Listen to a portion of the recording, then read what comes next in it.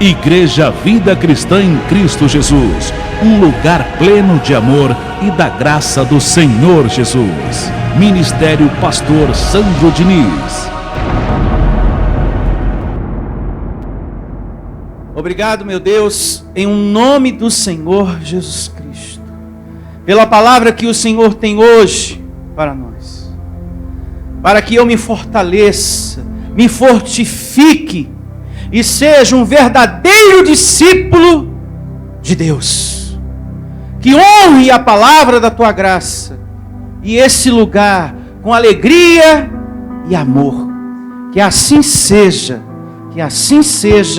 amém e graças a Deus. Louve ao Senhor com suas palmas, em o nome do Senhor Jesus.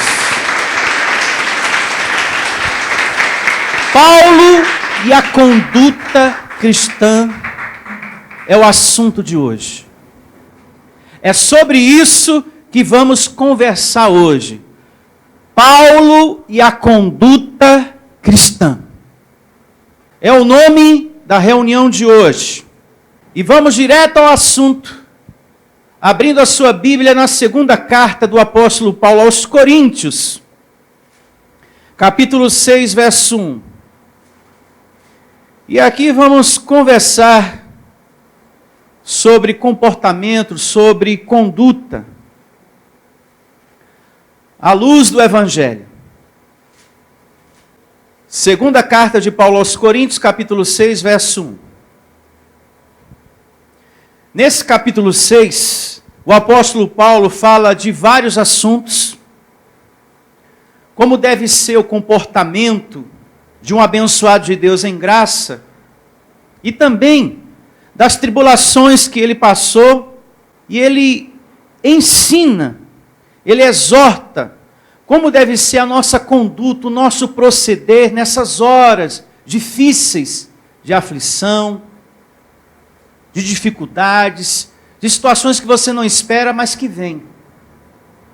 E ele vai falando muito acerca disso, como também que é necessário você se apartar de certas coisas para reinar em vida, para dar bom testemunho, para que você não seja um conhecedor do Evangelho, mas que, porém, tem o mesmo estilo de vida dos incrédulos. Então, Paulo, ele vai frisando, e muito bem, a obediência, a conduta, o bom comportamento que a gente deve ter na graça de Deus. Porque você não pode ser um crente, um cristão da graça, com o evangelho na mente, mas com o estilo de vida dos incrédulos. Com a mesma conduta daquele que vive na carne lá fora e que não tem compromisso nenhum com o evangelho. Então, o evangelho hoje nos convida a ter uma conduta cristã. E começa assim, ó. Paulo aqui falando acerca de conduta cristã na segunda carta aos Coríntios, capítulo 6, verso 1. E nós, na qualidade de cooperadores com ele, também vos exortamos a que não recebais em vão a graça de quem? De Deus. Como isso acontece, pastor? Quando não somos gratos, está sendo em vão. Quando não somos generosos, quando você adentra aqui e, por exemplo, endurece o coração na hora da pregação e termina a reunião e você segue do mesmo jeito que entrou. Foi em vão a graça, foi em vão o ensino, e está sendo em vão. E você segue do mesmo jeito, com o coração cheio de egoísmo, avareza, orgulho, arrogância, amargura. Tem gente assim,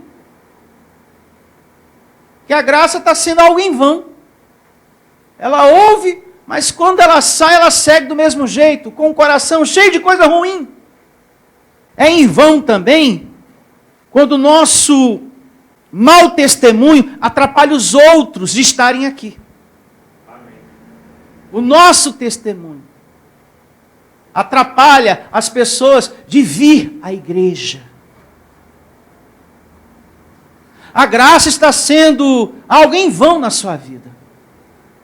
Você não pode ser pedra de tropeço na vida de outros, de outras pessoas, atrapalhando essa pessoa vir à igreja, por conta do seu andar, do seu falar, um falar que ofende, maltrata os outros. Se você no seu falar, você tem ofendido, você tem maltratado, então você está atrapalhando essa pessoa de vir à igreja.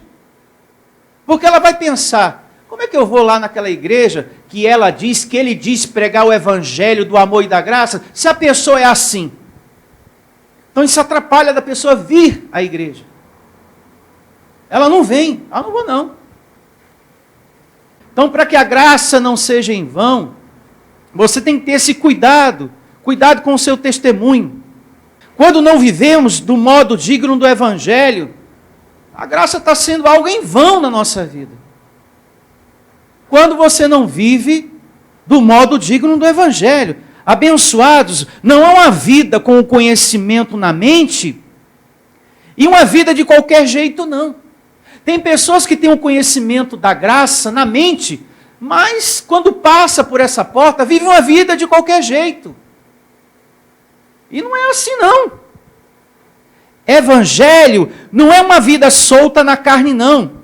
Que o pastor fala, ensina. E que você não obedece. Não obedece. Meu Deus do céu. A gente tem falado tanto aqui de tantas coisas. A não ter um coração arrogante. A não maltratar pessoas. A não ser egoísta. A não ser avarento. As coisas de Deus têm que se tornar algo sério na sua vida. Ter compromisso. A obediência é tudo.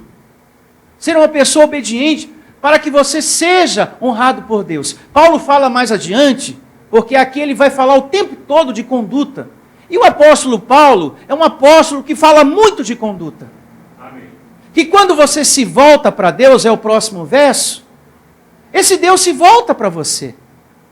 Mas como que Deus vai se voltar para uma pessoa se ela não tem compromisso, não tem obediência, se ela é alguém que tem na mente o evangelho, mas vive uma vida de qualquer jeito, vive uma vida solta na carne? É por isso que é muito importante você adquirir o tema da semana passada, acerca das atitudes. As atitudes dessa vida, você precisa escolher. Tudo te é lícito, mas nem tudo te convém. Eu estou sofrendo muito numa área da minha vida, pastor. Verifica se você não se envolveu com aquela questão que não convém. De repente você está em um caminho que não convém. Por isso que está chorando, por isso que está angustiado, por isso que está sofrendo. Porque está em uma área, em um terreno que não convém. Mas tudo te é lícito. Mas verifica aquilo que vai ser bom, aquilo que vai edificar a sua vida. Então, não podemos ter o evangelho na mente e viver uma vida de qualquer jeito, que o pastor fala e você não obedece. Eleito de Deus, é a graça e só a graça que tem poder de edificar a sua vida.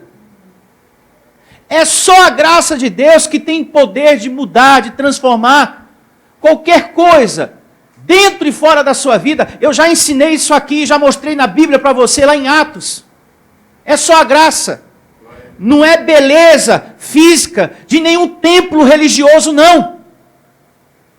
Foi o Evangelho da Graça que ensinou a você, que te deu condições de vencer o medo. Foi a graça que te fez vencer o medo. Amém. Foi a graça de Deus.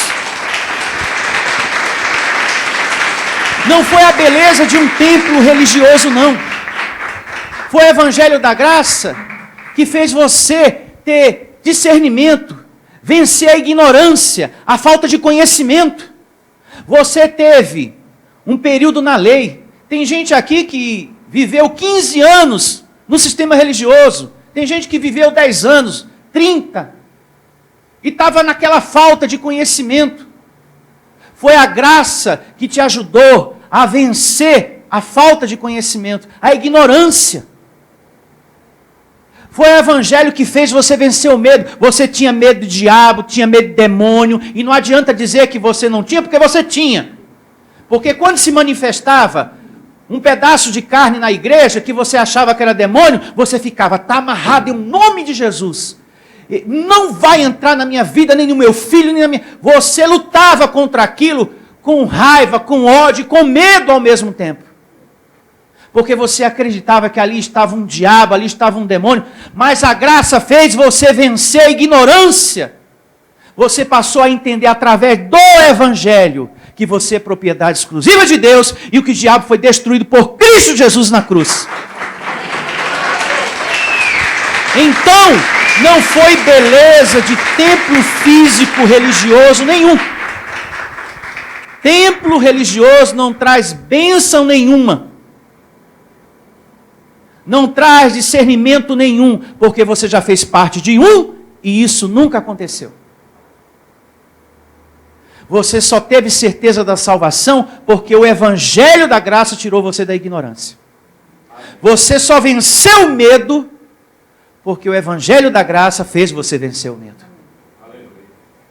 Hoje, eu estou diante de um povo tão maravilhoso, tão abençoado, que não tem medo de nada. Você sabe que quando chegar a sua hora, você vai para o céu paraíso. Você sabe que você não vai ficar vagando por aqui, uma alma pelada. Penada ou pelada, sei lá. Ai, pastor, eu tenho tanto medo dessa coisa de alma pelada, porque quando me enterrarem, põe roupa em mim para não ficar pelada por aí. Não. Você sabe que quando tua carne voltar para o pó da terra, é garantido que teu espírito vai para o Senhor. Mas antes, tinha um danado de um inferno ali, ó, no meio da situação, quando você era religioso. Ai, meu Deus do céu, o pastor falou da salvação, mas tem o danado do inferno no meio, tem o purgatório também. Ai, Jesus, e agora? Havia um medo em você, mas a graça fez você vencer a ignorância. Você não está convencido por mim, você está aqui convertido por Deus. Você sabe, meu Deus, existe uma pátria, existe um paraíso.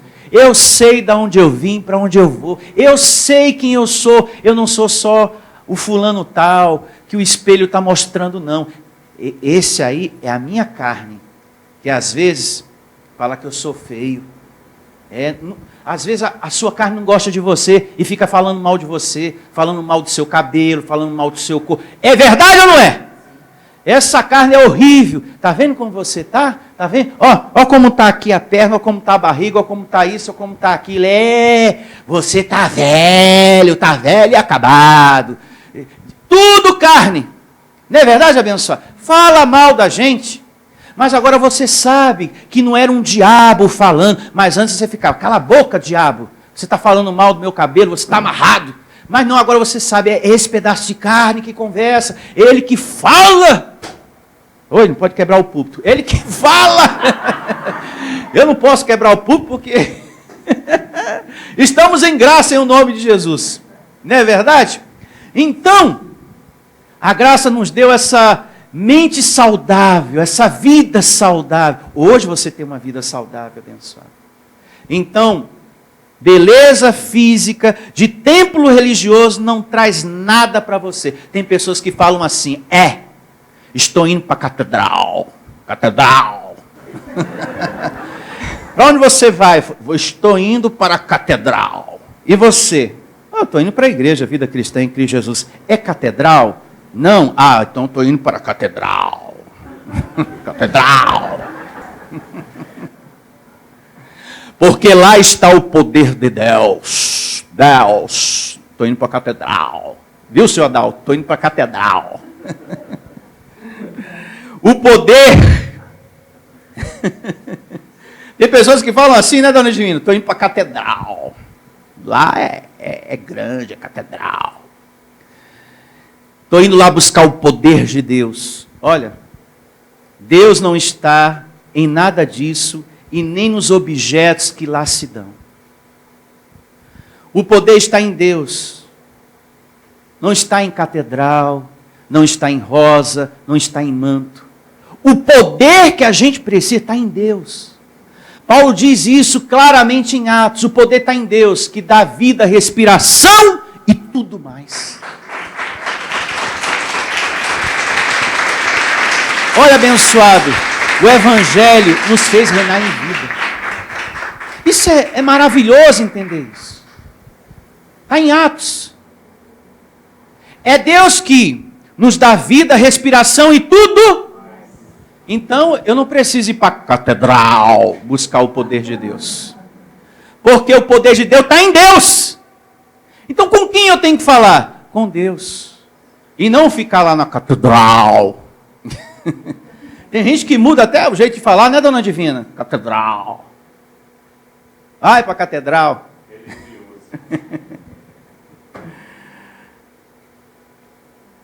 Quem responde e quem tem tudo para nos dar é Deus. E louvado seja Ele. Eu pergunto, como o cooperador de Deus, como diz aqui a palavra, na qualidade de cooperador de Deus, como que você tem vivido neste mundo? Pense e não me responda. Pense no seu proceder, na sua conduta, no seu comportamento com esta pergunta. Como você tem representado o seu Deus? Você tem dado bom testemunho? Você tem representado bem esse Deus lá fora? O apóstolo Paulo diz nesse mesmo livro, nessa mesma carta, um pouquinho lá na frente, não preciso de abrir, no capítulo 13, a partir do verso 5, ele diz: examinai-vos se realmente estáis na fé. Você tem que estar sempre se examinando, abençoado de Deus. Como você está procedendo com Deus, com o evangelho que você tem recebido aqui? Você tem retido a palavra que você ouve aqui, aí dentro no seu coração? Você tem dado bom testemunho? Porque você tem sido orientado por esse Deus, Ele tem te ensinado muitas coisas. Você está retendo tudo direitinho, está fazendo. Você tem tido obediência. Você tem parado para ouvir as mensagens? Tem? Você está ouvindo? Você está se alimentando um pouco mais além do dia da reunião? Porque é isso que vai lhe trazer vida. É você se alimentar da graça de Deus, abençoado. É você congregar mais. Você tem que estar atento, abençoado, à sua obediência. Tem que ter obediência aí dentro de você, a Deus. E a palavra que você ouve é esse Deus. Você tem que estar atento às honras devidas a esse Deus. Você tem tido compromisso com o louvor? Cadê o seu louvor? Você tem tido compromisso com o seu congregar? Cadê o seu congregar? Você tem tido compromisso com a sua vida de oração? Com a sua fidelidade? O seu amor, a graça, a igreja? Examinai-vos se você está vivendo isso. A gente precisa se examinar, abençoado. Se examine se realmente você está firme na graça de Deus. Se você está dando o seu melhor para Deus. Será que você está dando o seu melhor para Deus ou o seu pior para Deus? Na hora de semear, examinai-vos. Será que você está dando o seu melhor para Deus mesmo? Mas mesmo de verdade? Será que você está dando o seu nardo puro para Deus? Ou você só faz isso quando é para a sua vida ou para alguém da sua família? Ah, pastor, para alguém da minha família eu dou o meu nardo puro, sabe? O meu sangue. Eu faço das tripas coração, como se diz lá fora. E para Deus? Você tem tido essa atitude de esforço, dedicação, de zelo? É abençoado. Hoje nós estamos convidados por Deus, pelo Deus que vive dentro de você, a ter conduta. para que a graça de Deus, o ensino do Evangelho não seja algo em vão na sua vida. Para que você não viva aqui uma vida em branco. Para que você não viva uma vida aqui de qualquer jeito. Seguindo, verso 2 do capítulo 6 da segunda carta de Paulo aos Coríntios. Uma vez mais o verso 1. E nós, na qualidade de cooperadores com ele, também vos exortamos a que não recebais em vão a graça de Deus. Porque ele diz: eu te ouvi no tempo da oportunidade e te socorri no dia da salvação. Então aqui, louvado seja, aqui o apóstolo Paulo faz referência às palavras de Isaías lá atrás. Lembra? É aquela coisa, traduzindo, quando você se volta para mim, meu filho, eu me volto para você. Deus tem te ajudado tanto. E no momento que a obra dele precisa mais de você, o que é que você tem que dizer para esse Deus? Eis-me aqui. Eis-me aqui, Senhor. Porque quando o dinheiro e parentes não podia fazer nada por você, te socorrer, Ele te socorreu. Ele te tirou da morte. Ele te tirou do vale da sombra da morte, que nenhum filho poderia te tirar. Ele te tirou. Ele te tirou. Quando ninguém podia fazer nada por você, Ele fez e tem feito. Então, no momento que esse Deus mais precisa de você, a obra desse Deus, você tem que estar aqui e dizer: Senhor, eis-me aqui. Eis-me aqui, meu Senhor, em nome de Jesus.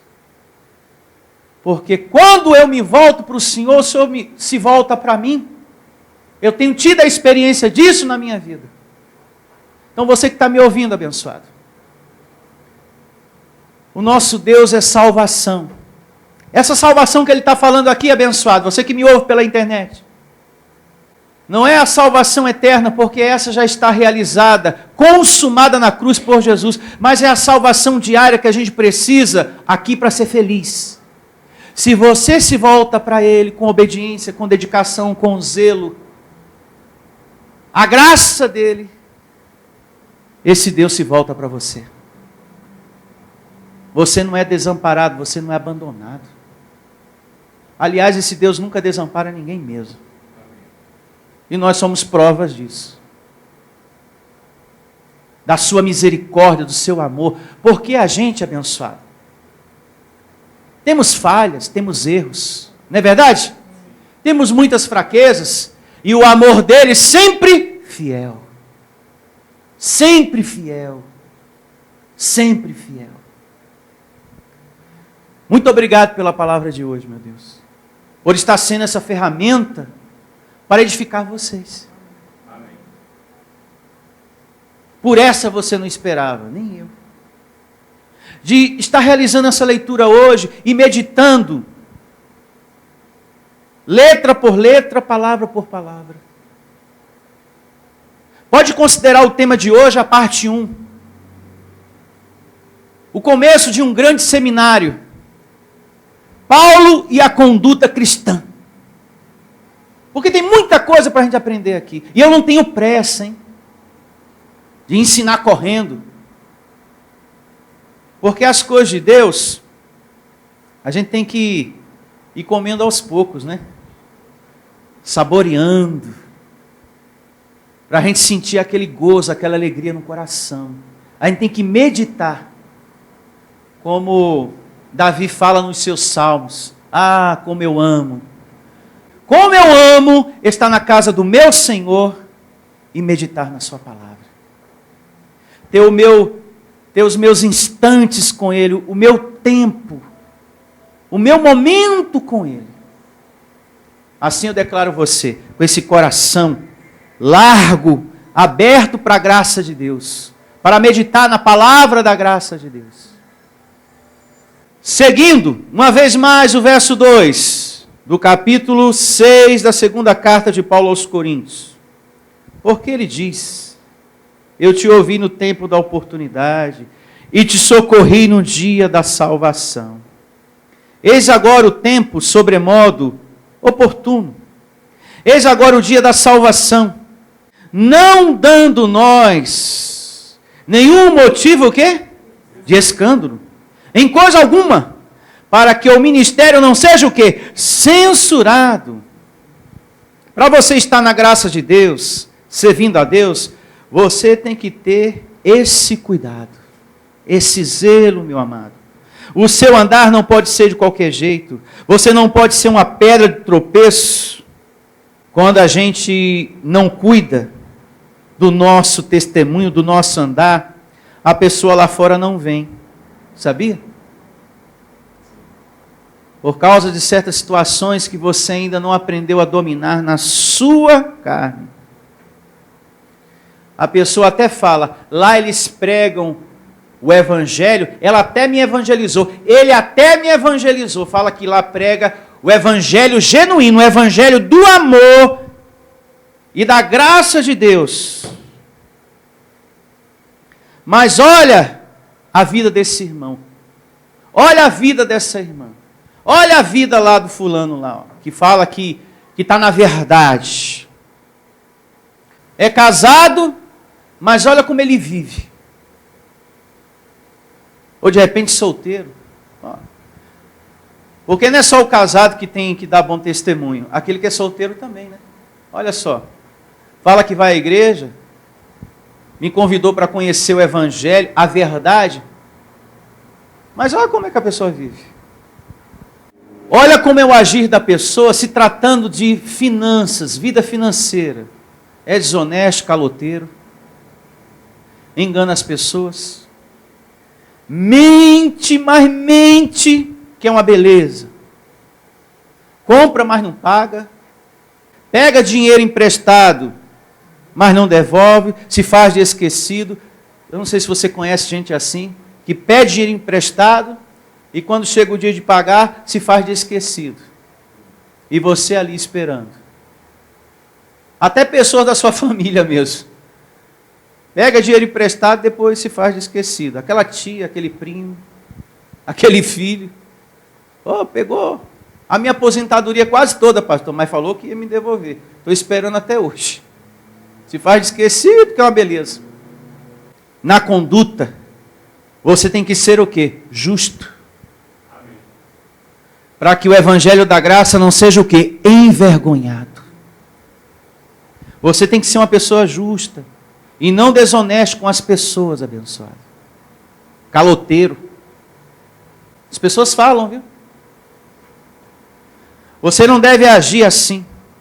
E depois se esconder por trás do título de cristão. Ou dizer que é da igreja. Tem gente assim, que ela tem um proceder carnal, mas fala para a pessoa que é da igreja. Aí a pessoa olha assim, ué, esse fulano fala que é da igreja. Ele diz que é da igreja, né? Mas na vida financeira, no casamento, olha como que vive. Como que essa pessoa é da igreja? Como que esse fulano é cristão desse jeito? O que essa igreja ensina, né? A pessoa pode até questionar isso também. Será que ensina isso aí, viver desse jeito? Você tem que tomar cuidado nesse aspecto, viu? Para que o evangelho não seja envergonhado. Você tem que ter cuidado no seu andar, no seu falar. A gente se torna um tropeço também. Não é só quando é caloteiro, não é só quando a gente engana pessoas, vive uma vida de mentira, mas quando a gente ofende, quando a gente maltrata pessoas, a gente está se esquecendo de cuidar do nosso proceder nesse momento. Pense nisso em nome de Jesus. Prosseguindo, verso 4 do capítulo 6 da segunda carta de Paulo aos Coríntios. Pelo contrário, em tudo recomendamos nós, a nós mesmos, como ministros de quem? De Deus. Na muita paciência, nas aflições, nas privações, nas angústias. Eu declaro você com paciência na graça de Deus. Muita paciência na graça de Deus. O apóstolo Paulo enfrentou muita coisa. Ele passou por momentos difíceis, de muita tribulação. E ele fala aqui, olha, para os ministros, para os pastores, para a igreja, eu declaro você tendo muita paciência com a graça de Deus, nos momentos difíceis. Se você não tiver paciência, abençoado, você pode ser enganado por sua carne que é impaciente. Não é verdade? E ficar indiferente, ficar agitado, dentro da igreja ou fora da igreja. Ha! Eu sou da graça e não estou vendo nada na minha vida. Eu conheço o evangelho, mas, puxa vida, pastor, não estou vendo nada acontecer. Não saia do reino. Tenha paciência com a graça de Deus. Tenha a maturidade. Eu orei. Eu declarei. Recebo que os anjos estão ministrando. Com paciência e tranquilidade, aguarde isso. Amém. Tenha paciência. Amém? O impaciente não. Ah, eu declarei e não aconteceu. Eu semeei, mas eu ainda não estou vendo a colheita. Eu orei pelo meu filho, pastor.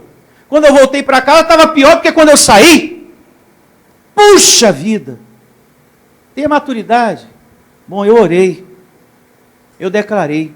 E recebo que os anjos estão ministrando. Com paciência e tranquilidade. Temos que ter calma. Amém, abençoados? Calma, em um nome de Jesus. Não seja impaciente.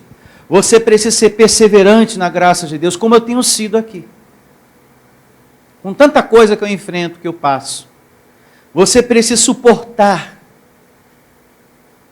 E vir mais à igreja, congregar mais.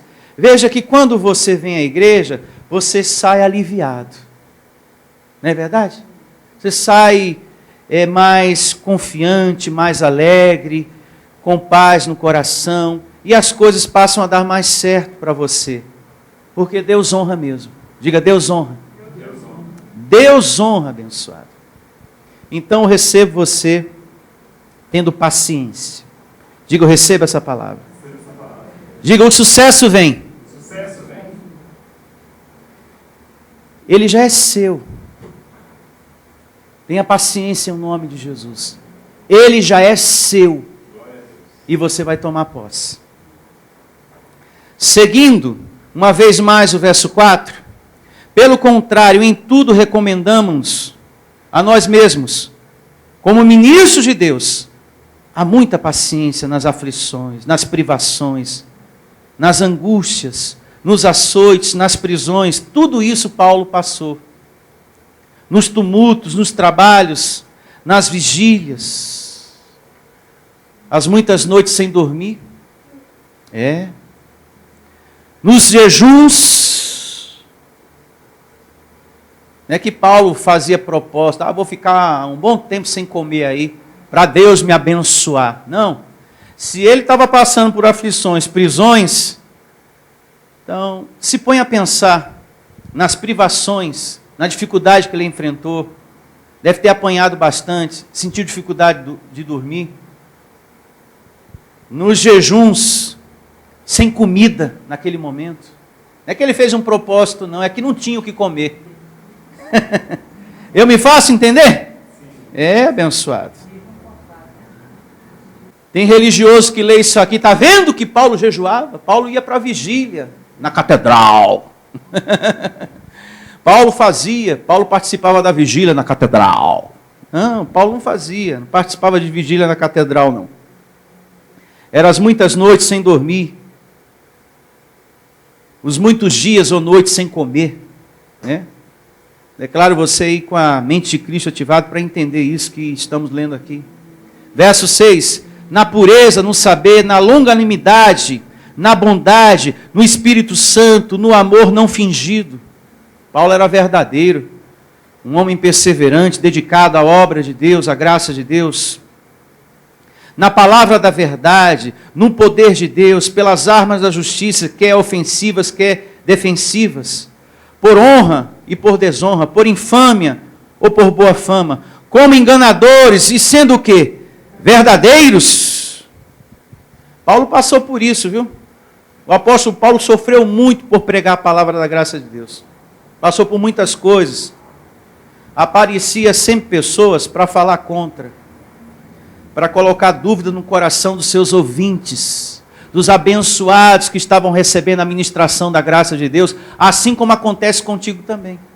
Às vezes aparece alguém para colocar dúvida, para falar mal de uma coisa ou de outra, na doutrina, no ensinamento, falando que não é para fazer isso e nem aquilo, falando que nem preciso é mais congregar. Leia a Bíblia em casa.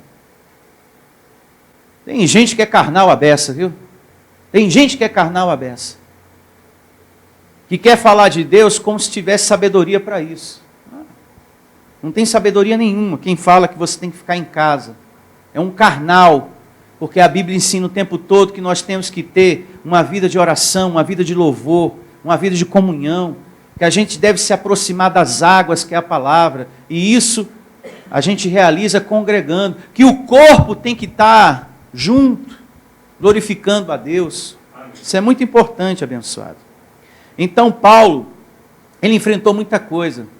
Ele falava a verdade e era tido por mentiroso. Um falso profeta, um falso pastor, um falso apóstolo.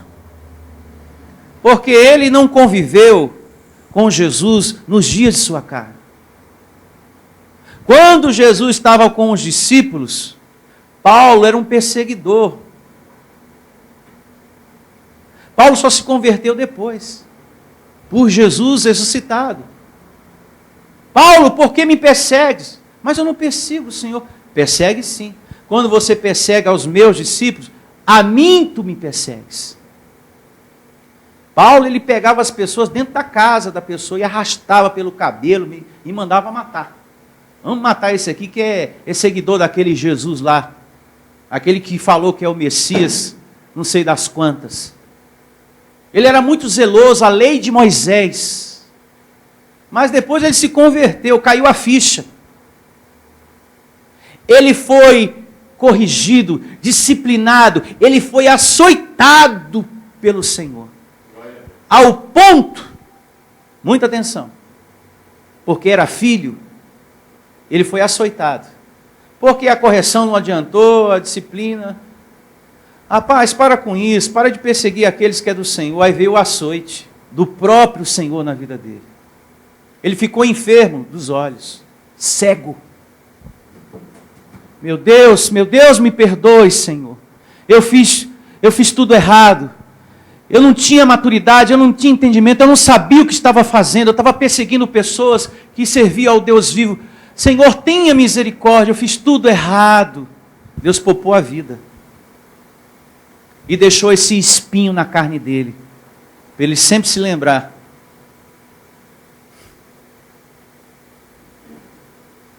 O espinho na carne.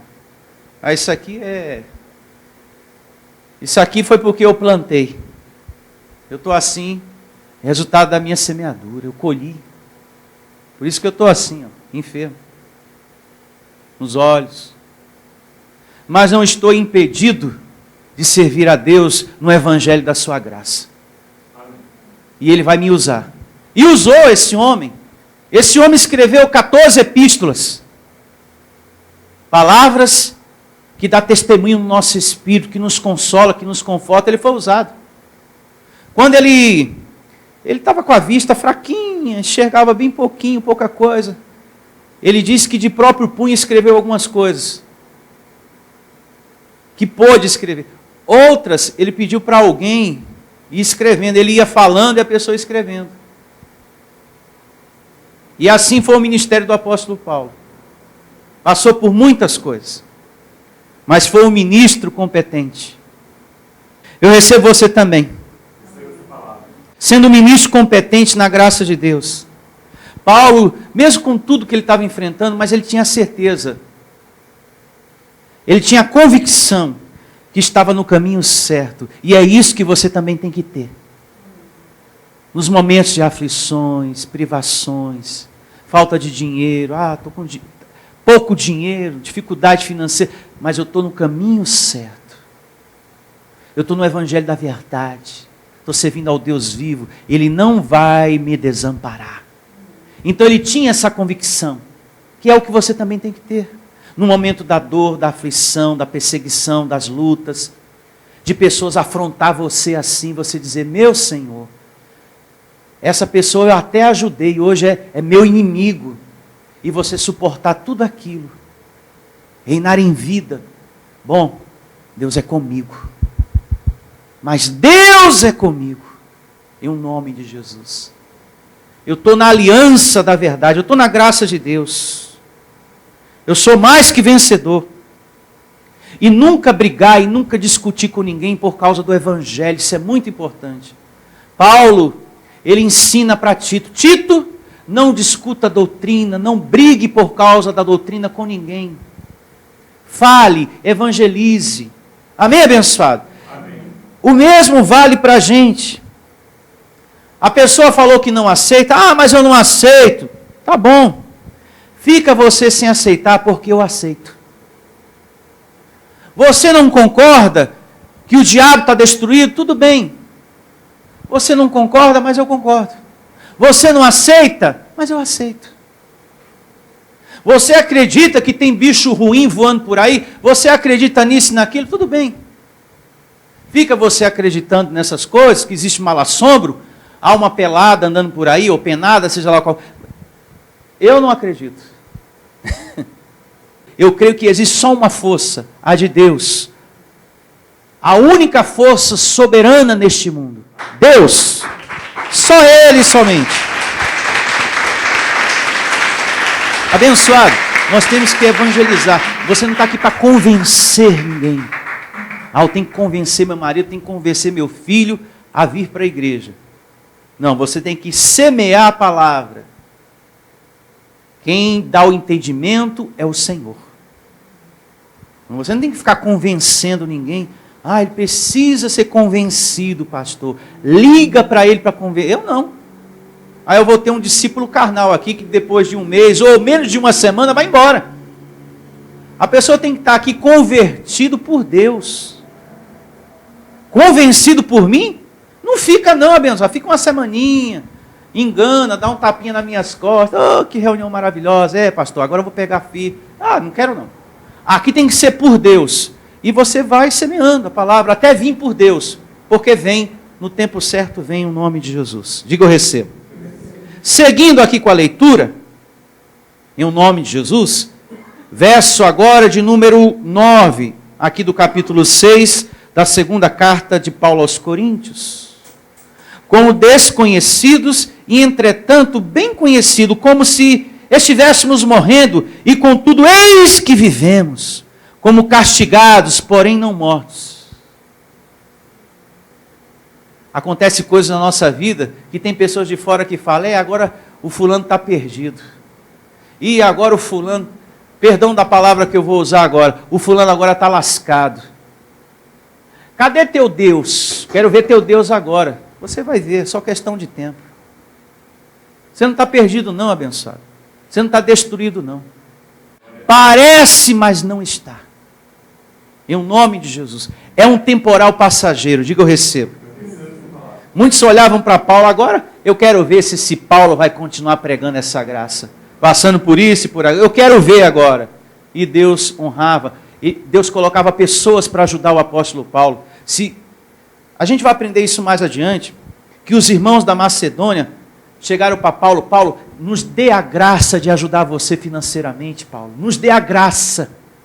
A igreja, tipo assim, me dá o privilégio de eu te ajudar, por favor, me dá a oportunidade, eu quero te ajudar, homem de Deus. Então, quando uma porta se fechava para Paulo, se abria outras. Porque havia nele obediência. Declaro você assim também, nesse mesmo espírito abençoado. Enquanto tem pessoas lá fora pensando que você está derrotado, está destruído, engana-se. Engana-se. Aquele que serve a Deus jamais será destruído por um problema. Glória a Deus. Aparentemente possa ser. Parece que está, mas não está. Porque o justo vive pela fé. Amém? Olha só o que ele diz no verso 10. Entristecidos, mas sempre o quê? Alegres. Pobres, mas enriquecendo o quê? A muitos, com a riqueza da palavra de Deus. Nada tendo, mas possuindo o quê? Tudo. Contente, feliz no pouco. É como Paulo ensina, que nós precisamos estar contentes e alegres no pouco. Se você for fiel no pouco, sobre o muito Deus te coloca abençoado. Aprende a ser um alguém grato, um alguém satisfeito, um alguém alegre com a roupa que você tem, com o emprego que você tem, com o que você tem. Estejais contentes em nome de Jesus. Contentes, alegres. Uma pessoa que tem esse espírito que Paulo está passando aqui no verso 10, é uma pessoa que as coisas estão acontecendo, mas ela não perde a confissão do reino de Deus. Porque por nós estarmos num corpo de carne, muita coisa tenta nos entristecer. Não é verdade? Muita coisa, abençoado. Mas a graça nos dá força para manter a confissão. Por isso que você tem que congregar. O congregar traz vida para a sua vida. Você mantém a confissão. Bom, eu pedi para Deus um emprego. Eu saí para procurar e nada. Mas eu orei. Eu declarei. E recebo que os anjos já estão ministrando. E fica e permanece ali com a paciência, a tranquilidade do reino de Deus. Eu saí, Senhor, não consegui nada, mas eu declarei. E recebo que os anjos estão ministrando. É uma situação que entristece, mas a pessoa mantém a confissão. Porque ela tem uma certeza dentro dela que o Deus vivo não vai desamparar. Amém. Eu recebo você mantendo a confissão nos momentos difíceis. Que você sai para resolver uma coisa, aquilo não se resolveu naquele dia, e você mantém a confissão. Os anjos estão ministrando. Os anjos estão ministrando. E eu recebo que vai dar certo amanhã em nome de Jesus. Manter a confissão. Aquilo entristece, mas você mantém a confissão. Não vou desanimar não. Sou mais que vencedor. Eu sou um abençoado de Deus. Eu sou um abençoado. Manter a confissão. Vejamos agora os versos 11, 12, 13, seguindo aqui com a leitura. Paulo fala aqui do coração aberto que ele tinha, de querer cuidar da igreja, e que eles também precisavam abrir o coração para o ensino, para o amor. Olha só. Para vós outros, ó Coríntios, abrem-se os nossos lábios, e alargam-se o nosso quê? Coração. Não tendes limites em nós, mas estáis limitados em vossos próprios afetos. Ora, como justa retribuição, falo-vos como a filhos. Dilatai-vos também vós. Nesses versos 11, 12 e 13, o apóstolo Paulo fala para os coríntios que o coração dele estava bem aberto para recebê-los e ensinar o evangelho. Olha, eu estou aqui à disposição de vocês para ensinar o reino de Deus. Mas que ele estava percebendo que eles permaneciam fechados. Tipo assim, vocês precisam abrir mais o coração para o ensino, para o amor. Vocês precisam mudar. Tanto é que lá na frente Paulo escreve, se não me falha a memória, um capítulo inteiro.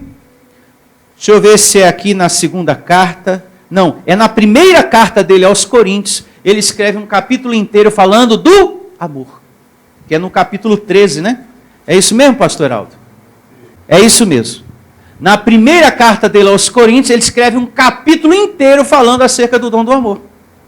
Ou seja, que os coríntios precisavam ter esse sentimento ativado dentro deles. Olha, o meu coração está aqui, ó, aberto, para amar vocês, para cuidar de vocês, para ensinar o evangelho, mas eu percebo que vocês estão fechados. Quando aqui estamos, quando a gente vem congregar, você tem que deixar de ser uma pessoa dura de coração. Você tem que parar de ter maus olhos. Tem gente que vem para a igreja, mas ela vem com aquele maus olhos, sabe? Ela olha tudo com um olhar carnal, isso é ruim. Quando você vem para a igreja, você tem que deixar de ter esse coração duro para a palavra e começar a fazer, e começar a praticar. Aí você vai ver, abençoado, tanta coisa boa acontecendo na tua vida. Principalmente você sendo transformado por dentro. Você se tornando uma nova criatura, um alguém melhor. Amém. Verso 14. Não vos ponha em julgo desigual com os incrédulos. Porquanto, que sociedade pode haver entre a justiça e a iniquidade? Ou que comunhão da luz com as trevas?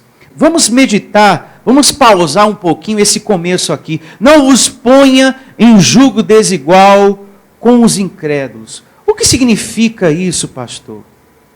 É que não existe, meu amado, comunhão, harmonia, união, ligação entre servos de Deus e pessoas incrédulas. Você já percebeu que até a conversa da pessoa é totalmente diferente da sua? Não dá para ter uma ligação. Até o ambiente dentro da pessoa é outro. E que você pensa assim, nossa, essa pessoa vive num mundo totalmente diferente do meu. Totalmente do meu. Então não tem como haver uma ligação. Você que está aqui servindo a Deus com uma pessoa que está na contramão. Quando a Bíblia fala incrédulo, é aquele que está refém, é aquele que está nos desejos da carne, é aquele que olha para você e diz que você é bobão por estar aqui. E que você olha para a vida da pessoa e você, meu Deus do céu, é totalmente diferente do meu viver. Não tem como haver uma ligação. Não é deixar de falar com os incrédulos, até porque nós temos que evangelizar essas pessoas. Não é deixar de falar com os incrédulos, porque senão você vai ter que sair do mundo. A gente tem que pegar uma nave, entrar numa nave espacial e sair daqui. E tomara que para lá, aonde a gente vai, não tenha ninguém. Então, se for pensar assim, mas a questão aqui não é essa. É você não ter o mesmo estilo de vida. É você não participar do mesmo estilo de vida do incrédulo abençoado. Que acredita, como por exemplo, que todo caminho leva a Deus. Tem pessoas lá fora que não têm o viver que nós temos aqui e que já disse para você, já conversou com você, falou, para mim todo caminho leva a Deus. Você até evangelizou a pessoa, não, para mim todo caminho leva a Deus. A imagem que eu tenho aqui, espiritismo, esoterismo, horóscopo, as minhas pedrinhas aqui, ó, eu tenho a pedrinha amarela, a violeta, a vermelhinha, a branca, eu acredito, porque para mim, fulano, falou de Deus, é bom. Oração com pinhão roxo, benzimento. Pastor fala de Deus na hora do benzimento. Então, falou de Deus, é bom. Porque para mim todo caminho leva a Deus. Banho de arruda com sal grosso. Não pode ser duas coisas. Não pode ser dois caminhos. Deus e essas coisas em sua vida. O apóstolo Tiago diz que fonte de água salgada não pode produzir água doce. Ai, pastor, então eu estou perdido porque eu acompanho horóscopo, eu acompanho o tarô, eu peço para a mulher lá, a vizinha minha, jogar umas cartas para mim. Você está em dois caminhos. Fonte de água salgada não pode produzir água doce, abençoado. Essas coisas que têm aparência de coisa boa, o fim é amargo. Depois em casa leia Tiago capítulo 3, verso 11 e 12, que fala sobre isso. Parece, né, pastor? Tem aparência de coisa boa. Inclusive, pastor, eu passando lá na Praça da Sé, a mulher pegou a minha mão assim e falou: olha, tem uma coisa para te dizer. Ah, pastor, aquela pegada. Aí eu falei: é mesmo? É. Tem uma coisa para te revelar, tem uma coisa para te dizer da tua vida, da tua casa. Ah, pastor, eu tremi toda. Aí naquela hora, pastor, eu entreguei as minhas mãos e falei: fala, mulher. Você está passando por uma luta. Tô, como é que você sabe? Eu estou vendo aqui. Aí pronto. Quem é que não passa por luta nessa vida? Até o pastor, minha filha, você acertou. Até o pastor. Você tem um problema na sua vida, não tem? Tenho. Como é que você sabe? Eu estou vendo aqui, ó. Você já sofreu muito com a sua família, né? Ah, quem não sofreu? Me diga! Portanto, tenha muito cuidado com essas coisas. Tem aparência de coisa boa. Parece que vai te ajudar, né? Parece que tem algo a te dizer. Mas não tem nada. Não tem nada a te acrescentar. Tem até livros. Evangelho segundo o Espiritismo. Evangelho segundo o Espiritismo, hein? Mas Tiago diz: abençoado você que está comprando livros segundo o Evangelho. É uma fonte de água salgada que não pode produzir água doce. Mas tem Deus, pastor, está lá escrito, ó, Evangelho, né?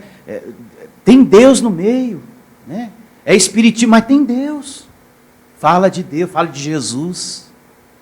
Inclusive, quando eu entrei na sessão lá de espiritismo, falaram que eu sou uma alma muito boa. Que eu sou uma alma boa e que eu estou precisando de uma purificação para sair essa depressão. Eu preciso de um banho. Pô, você já toma tanto banho, abençoado. Já era para ter resolvido, né? Porque o tanto de banho que você já tomou na sua vida, já era para ter saído esse negócio aí. Nós temos que andar e sermos como Jesus nessa vida.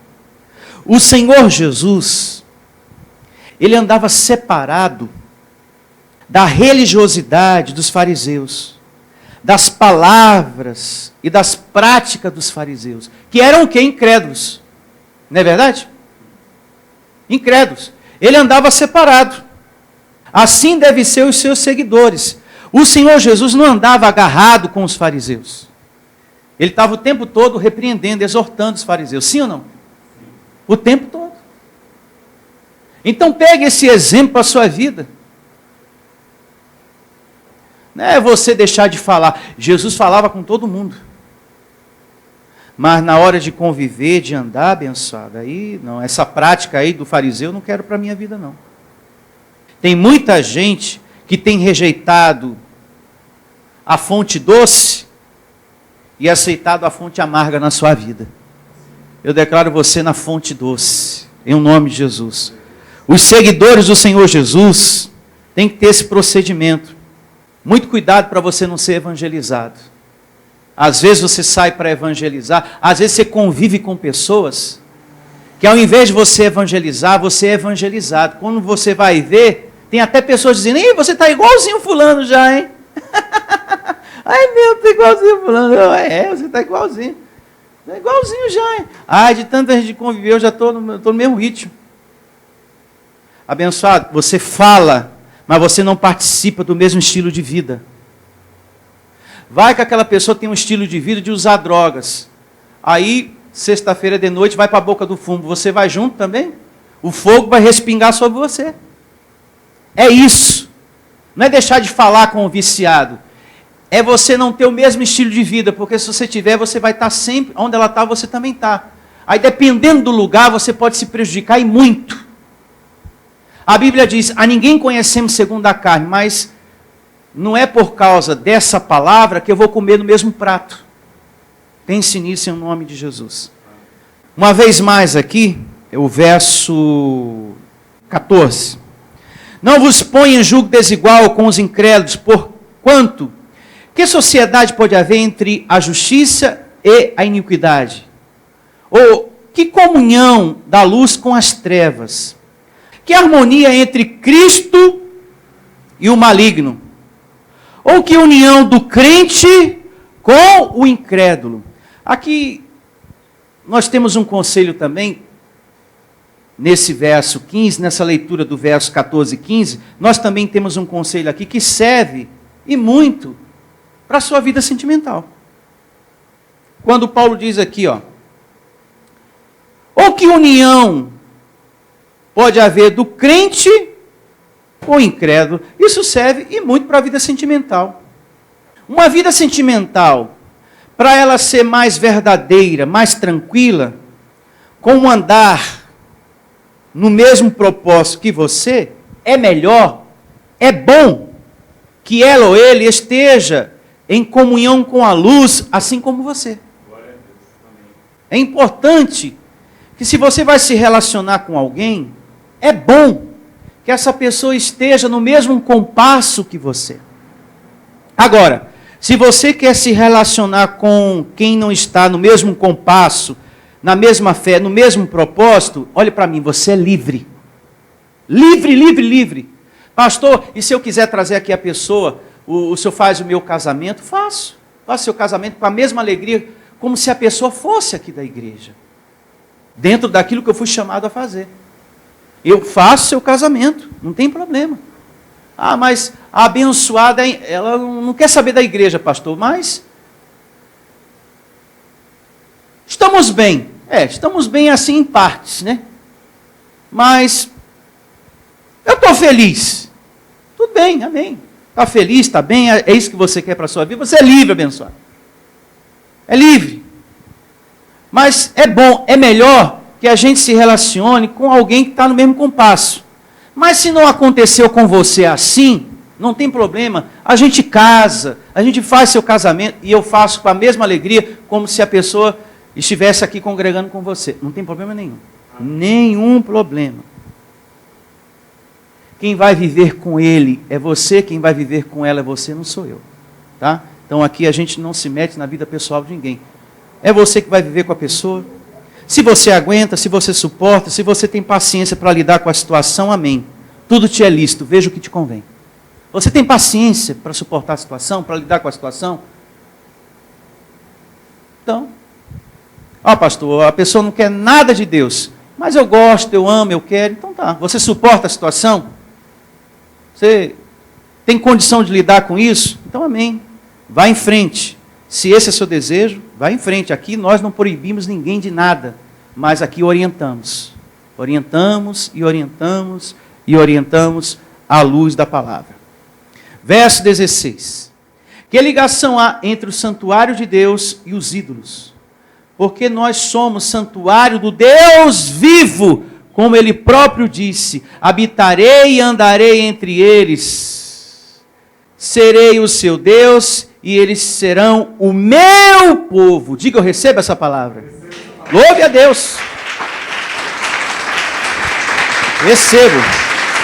Quem habita em você? Deus, o Deus vivo. Não é nenhum diabo, não é nenhum demônio que habita em você, abençoado. Diga, Deus está em mim.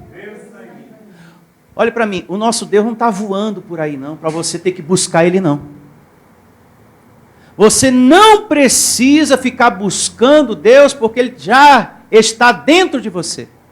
Ele vive dentro de você. E fala com você. Diga, Ele fala comigo. E como fala, viu? Orienta você lá fora, nas decisões mais importantes da sua vida.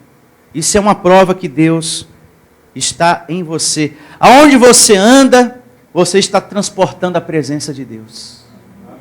Aonde você vai, abençoado? Não é mais a Arca da Aliança, que representa a da catedral, né? Que representa a presença de Deus, como no passado. No passado, a Arca da Aliança representava a presença de Deus. Não é mais como no passado. Agora somos nós, a morada do Deus vivo. Somos nós. Onde nós andamos, nós levamos Deus dentro de nós. A Arca da Aliança, que muitos pastores dão em tamanho pequeno e faz várias réplicas, e que em outros lugares tem uma bem grande dentro da igreja, na catedral. Deus proibiu a réplica daquilo. E isso está descrito lá em Jeremias. Deus proibiu. Proibiu. Pode louvar a Deus, proibiu. E eu quero deixar isso registrado nessa primeira parte desse seminário. Abra sua Bíblia lá em Jeremias, capítulo 3, verso 15 e verso 16. Vamos ler. E diz assim Deus, através do profeta Jeremias, capítulo 3, a partir do verso 15. Dar-vos-eis pastores segundo o meu coração, que vos apacente com conhecimento e com inteligência. Essa profecia, essa promessa já está se cumprindo em nosso meio. Aqui na igreja Vida Cristã em Cristo Jesus, você já está tomando posse dessa promessa. Porque aqui você está sendo apacentado com sabedoria e com conhecimento. Verso 16. Sucederá que quando vos multiplicardes e vos tornardes fecundos na terra, então diz o Senhor, nunca mais se exclamará a arca da aliança do Senhor. Ela não lhes virá à mente. Não se lembrarão dela, e nem dela sentirão falta. E não se fará outra. Vou repetir uma vez mais.